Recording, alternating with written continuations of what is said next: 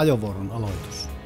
Semel TM6000 taksimittarin ajovuoro aloitetaan joko käyttäen koodia 21 tai kuljettajakortilla. Mikäli käytössäsi on kuljettajakortti, luetaan kortti maksupäätteen magneettijuola lukiessa.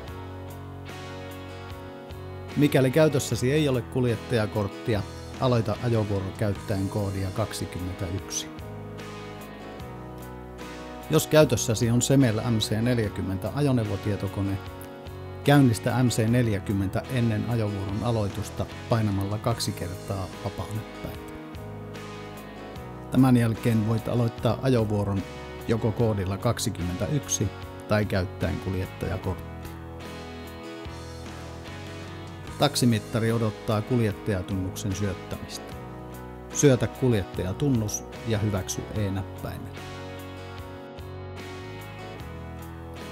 Taksimittari odottaa auton matkamittarilukeman syöttämistä. Syötä matkamittarin lukema ja hyväksy E-näppäimen. Taksimittari siirtyy aloitusajotilaan. Aloitusajotilassa taksimittari mittaa ajetun matkan työmatka-ajona ja rekisteröi sen tuottamattomaksi ammattiajoksi. Siirtyäksesi vapaa-tilaan poistu aloitusajotilasta painamalla vapaa-näppäintä.